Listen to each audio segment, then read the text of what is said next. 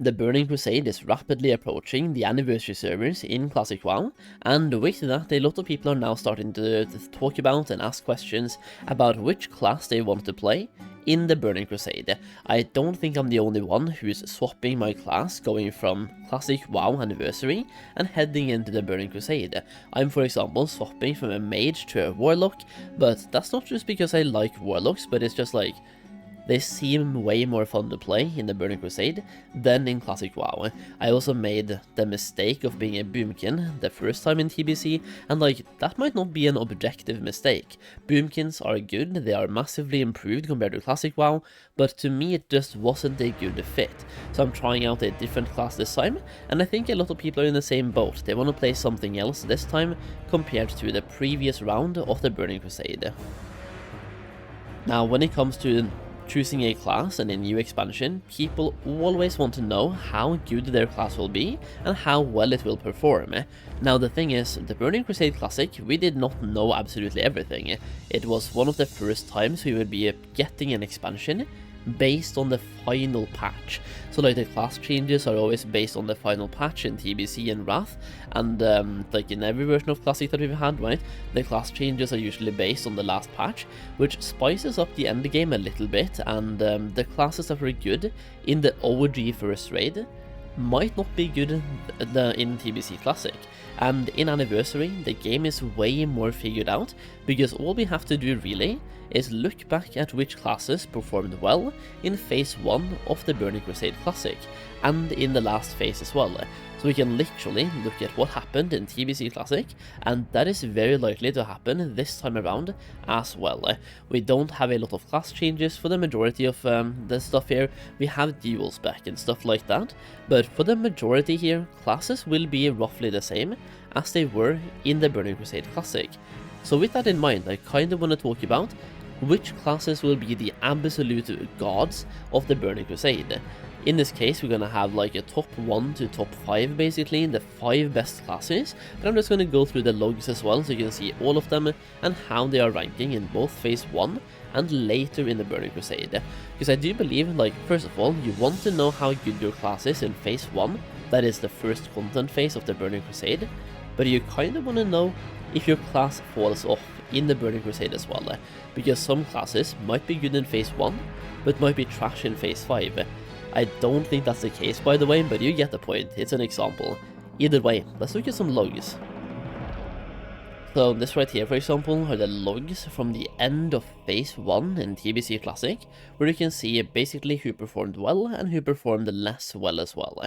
In the top here we have Arcane Mages, number 2 we have Beast Mastery Hunters, then we have Survival Hunters, Fury Warriors, Destruction Warlock and Demonology Warlock, and then Arms Warrior and Fire Mage. So basically, of the top 1, 2, 3, 4, 5, 6, 7, 8 classes, we basically have 4 classes. It's Mages, Hunters, Warriors and Warlocks, and they all have 2 specs in the top 8. So once again, top 8 is literally only 4 classes and 2 specs of those classes. Now I will say this is at the end of Phase 1, by the way, so some classes here do usually start by performing way worse and get better when they have gear.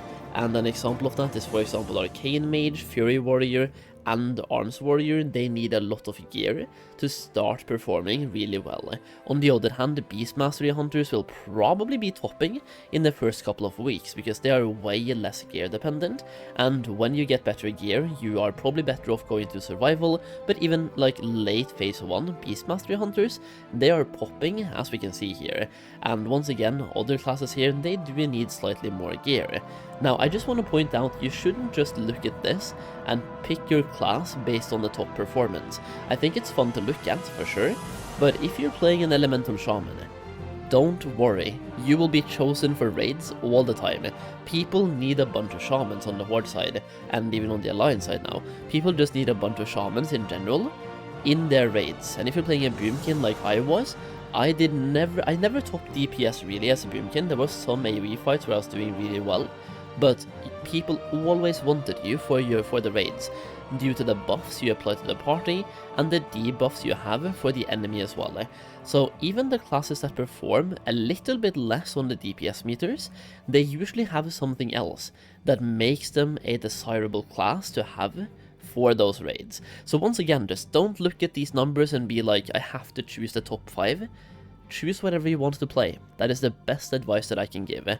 Either way, that is phase 1 logs. Once again, the end of phase 1 by the way, so week 1 will not look like this, but there's a bigger chance at the end of phase 1, the logs will look something like this, unless we get class changes.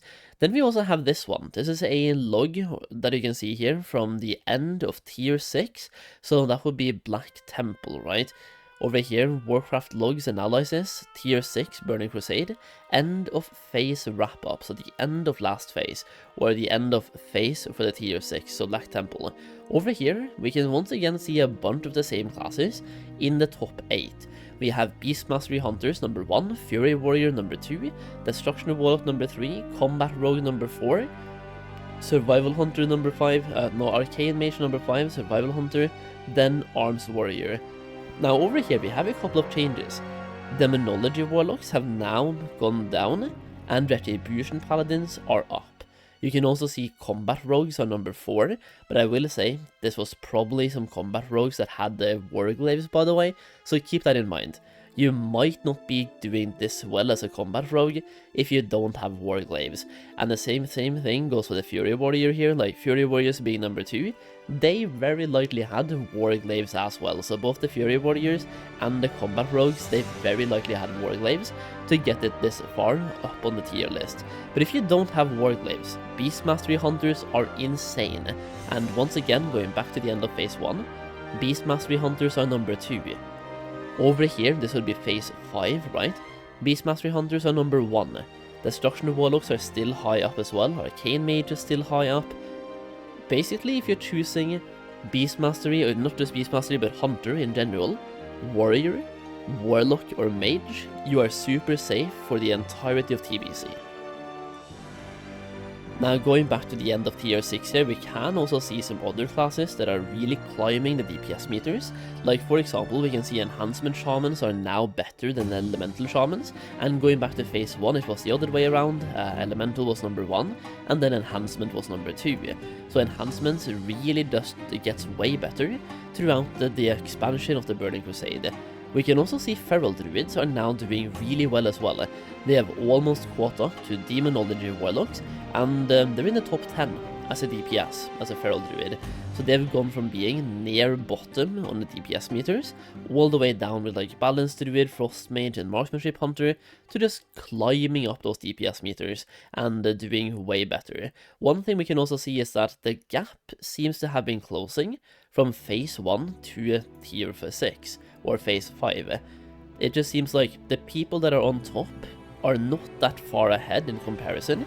So for example, playing a Retribution Paladin or a Fury Warrior, the differences are not going to be that huge. Once again, the reason why Fury Warrior is kind of going ahead quite a lot there is due to Warglaives. So if you take away Warglaives, they will likely be around where Destruction Warlocks are, or around where Arcane Mages are, in which case the gap between that and a Retribution Paladin is not that insane. So classes just get way more balanced towards the end of the Burning Crusade. Either way, I just wanted to showcase these logs today, talk a little bit about the Burning Crusade, because I haven't really made a video about that yet, and I'm gonna make a bunch of TBC videos by the way, because I'm super hyped for the Burning Crusade. To me, one of the main reasons that I'm playing Anniversary and started playing in the first case was to play the Burning Crusade. I have been leveling a Warlock and a Paladin only for the Burning Crusade, because I absolutely hate both Warlocks and Paladins in Vanilla WoW. So I'm suffering through those right now in Vanilla to play them in the Burning Crusade. So I'm hoping to have a good time in the Burning Crusade. Now I just want to say here at the end of the video, if you are prepping for the Burning Crusade, or you just want to level fast in the Burning Crusade when it comes out, check out Rested XP through my link down below. This will give you a really easy guide to follow to level from level 60 to level 70 in the Burning Crusade in record level speed. All you have to do is simply download the guide. You also have to purchase the guide you want to have, whether you want to have the Horde one, the Alliance one, and then simply follow the arrow. It guides you through the questing super easily, and it tells you where to go, what to do. It even takes you through the attunements while you're leveling to both make gold and also to level fast and get the attunements done while you're leveling. That way you're hitting multiple birds with one stone. They also have a preparation guide right now, so you can do 20 quests plus in Classic WoW and hand them in when the Burning Crusade comes out.